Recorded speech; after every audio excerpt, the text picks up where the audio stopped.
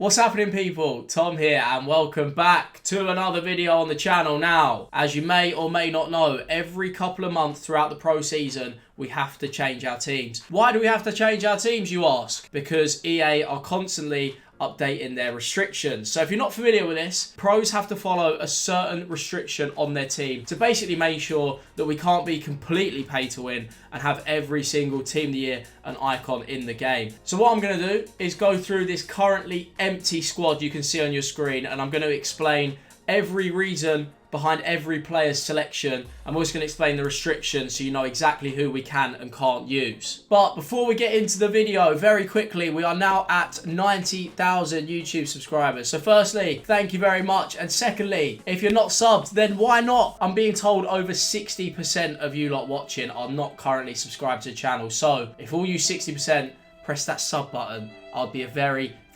happy man. Let's quickly talk about the EA restrictions that they put in place. It's basically FIFA eSports version of financial fair play. These restrictions are actually pretty easy to follow. Basically, in our starting 11, you're only allowed one icon or team of the year, and the rest of the cards can be whatever the hell you want. So you can have a load of 80 cards, you can have a load of 93s, 92s, whatever you fancy, but as long as they are not team of the year or icons, as you're only allowed one. That doesn't apply to flashback team of the year cards. So obviously the Varane card, the Harry Kane card, and a couple of others, they are exempt from that restriction. It is only the current team of the year or the current icons in the game. This also doesn't apply to your goalkeeper. Your goalkeeper can be whatever you want, so no restrictions on the goalkeeper. And then also on the bench, the same restrictions apply. You can have anyone you want, as long as they're not a current team of the year or an icon. Now, as the old age saying goes, attack wins you games and defense wins you titles. So we're going to start with the back five, and no better place to start than the goalkeeper. Right, let's have a search of what we've got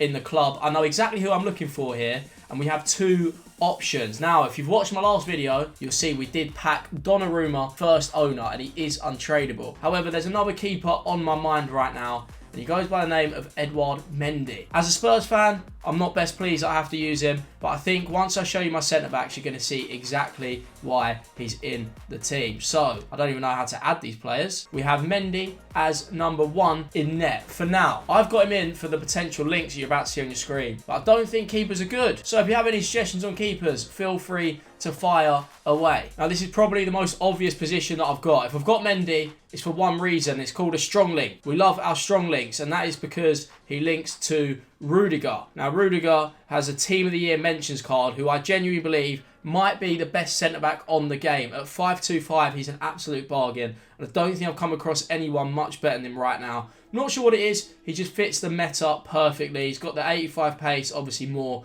with chem styles on him, and his defending and physical is ridiculous. Now, the best centre-back needs a very good partner. He's an expensive partner, and he's one that we managed to do through untradables, and he's a big SBC in the game that I think you're going to see a lot of. I mean, if we played Weekend League last year, you would have seen Varane everywhere, and he is definitely returned into the mix. The only problem with Varane is that he has 43 balance. Apart from that, everything else is pretty much perfect. But I don't feel that comfortable going into games knowing that we have a 43 balance at centre-back. I'm sure I can probably turn quicker than that, and I haven't moved out of this chair in a very long time. But that is our back three. It is a solid foundation to build off. Rudiger, Mendy, and Varane. Now at fullback, I've been struggling this year. I don't think there's any like standoutish fullbacks, but I think we finally found one. It's taken 3 or 4 months of FIFA 22, but I think I found the man. Joao Cancelo. What a player. The headliners card, that upgrade just does a little bit more for me. His passing, dribbling, everything like that means that he can go forward as well as defend. He's also got the pace. He's got everything you're really looking for in a fullback. And to go with it, he's got 4-star, which is very good. Now at left back, this guy's a little bit chunky, but I don't mind. I actually don't mind his build. He's a very good defender. I'll say that. It's Hernandez.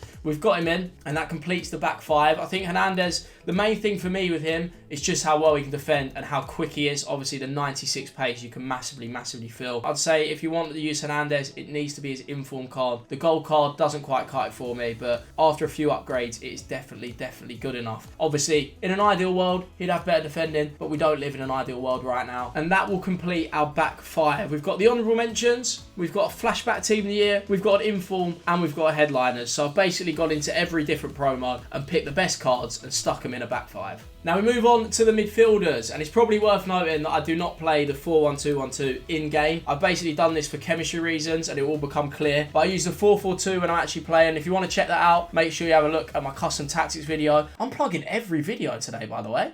That's at least 3 plugs, and we're not even halfway through. But yeah, I'm going to start with this, and you'll soon realise that these guys will change in-game. So, CDM goes to the man from last year, who was potentially my favourite player in FIFA 21, who's now got a card in FIFA 22, and it is Bruno Fernandes. We have one problem with Bruno Fernandes' card this year, and it's the fact that he's been downgraded to 3-star weak foot. If he was 4-star, 4-star, he'd be a lot better. But now he's got this 92 card, I feel like he's juiced up enough to cause problems. I've noticed that his passing is really, really good. You can feel the 96 short pass and the 94 long pass in game. Obviously, we have to boost his pace a bit as well. And the reason I've got the Hunter on him is because of him being the attacking midfielder. Basically, he's going to be my more attacking midfielder out of the two. But Bruno is going to be playing at centre midfield in a 4-4-2. On the left side, this is where it starts to get interesting because you're going to see some big, big names pop up from here. It's mainly for chemistry, as I said, but on the left, we have Kylian Mbappe headliners card. Why is it his headliners card? Because I don't think it's worth upgrading to his team of the year, because when you see the team of the year I'm using, it will all make sense. I don't really need to say much about Mbappe. I think we were on, 4 years of him being in FIFA and being one of the best cards on the game. I remember in FIFA 19 when he got his blue hair team of the year. Ever since then, he's been in my team every single year. So Mbappe is in. And as we all know, you're not a true FIFA nerd if you've got Mbappe and you don't have Neymar. So no prizes to guessing. Neymar is in the team at cam. Obviously, he's going to play on the wing when we actually go into our 4-4-2. But he gives us that strong link to Mbappe. I've gone for the winter wildcards Neymar. He's a bit of an upgrade on the inform, and as you can see, he cost me 3.6 million, so a lot of coins on Neymar and Mbappe, considering Mbappe was also 4.2. They are two big signings, but I always spend bigger on my attackers. It's the way Ultimate Team works. My best players are always going to be my strikers. So moving forward, we're looking at this striker role, and if you can work it out, he needs a link to Neymar and Mbappe. So it's probably not the man you're expecting just yet. We've gone for someone a little bit different up front, who's obviously not going to play up front when it comes to it. It is Seko Fofana headliners card. I think arguably the best DM on the game, behind Kante. Obviously, I can't use Team of the Year Kante, but apart from that, I think Fofana's unbelievable. You can see 80 plus stats across the board. Everything is perfect, and he's very much my DM. So all he's going to do is win the ball, pass the ball on to the better players. Although, going forward, he can be a bit of a menace at times as well. He's not actually that bad. So in a 4-4-2, he works perfectly. And then joining the strike force is arguably the best to ever do it. He is a little bit out of position, and he's a little bit off chemistry, but that is no problem for the man himself. Lionel Messi, I've gone for his ones to watch card. It is juiced. I think the 95 is good enough, and I won't need his team of the year. Basically, his finesse shot is unbelievable, and his speed boost is really, really good as well. Because he's got such good dribbling, I think it means that his speed boost is even better, and he's always an option. Second you get a finesse off, it's always going to be dangerous. So Messi is in the team, and he's actually going to be playing right midfield in game. And then to round off the starting 11, the star player, the main attraction, the one we have been waiting for. This is the team of the year or icon pick, and it's something that I've been heavily debating. If you see me on Twitter or you see me on Twitch, I'm always banging on about it because it's a big decision for me. And I did have Prime R9. You would have seen my videos on him. I was using R9 all the time. However, decided now is the time for change. You've got to embrace change. It's going to lead to positive things. I'm hoping this man can carry me over the line as he's done in previous years. Low-key, a little bit lucky to be in the team of the year, but I really, really don't care because I need this juiced card. Let's have a look at him. It's Cristiano Ronaldo, the GOAT. 6.7 million coins he cost me. One downside of him is the 4-star weak foot. Obviously, R9 has the 5-star. Sometimes you can feel CR7's weak foot, but my thought process behind this is he's going to be able to create me a lot more chances in game than R9 is, mainly because of his pace and power. We can see his 95 strength and his 80 aggression is significantly higher than R9's. R9's got really poor aggression, and I do notice that at times. Also, the 99 jumping alongside him being 6'2" is very, very helpful getting out the press. He's got 93 agility. We have to boost his balance using a chem style, and everything else speaks for himself. I feel like CR7 is always unbelievable every year. So right now, I've decided to take the risk. I know a lot of pros have stayed with R9. It's what they trust. It's what they know.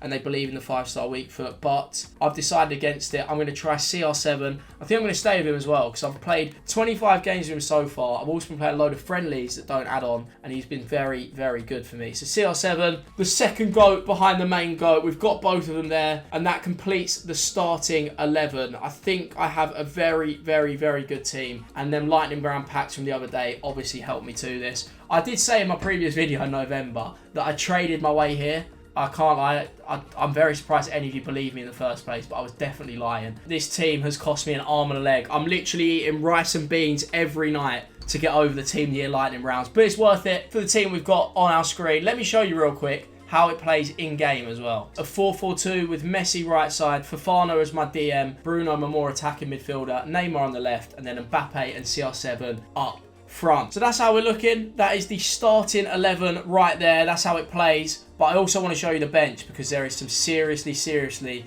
good cards on the bench as well. And a lot of them are making a difference for me in pro games right now. Here are the game changers. Let me quickly go through them for you. Donnarumma, he's in the team because I packed him and he's untradeable. Same goes for Alaba. I just want to shamelessly flex my team of the years really. But then these two are the main two that I use. Vinicius headliners, I know he's really expensive, like 1.5 million. But if you can afford him for your team and have him starting, he is genuinely unbelievable. I'm telling you, Vinicius has something on him this year. Also alongside him is Dest. Now this SBC is very good and very cheap. I don't know how long you've got left to do him, but trust me, he's worth doing. I'll bring him on as a centre mid because he's got the 4-star skills, 4-star weak foot. So he's actually a weapon that I didn't expect to have. I also bring on Felipe Anderson every now and then, but I don't think he's good enough for when I play the pro tournaments. And then Joe Cole's on there as well because he's untradeable. And same for Zakaria. Now I'm going to ask a question that I always ask because I'm terrible at this and I need another sub. Let me know in the comments what super subs are the best. I've got Dest,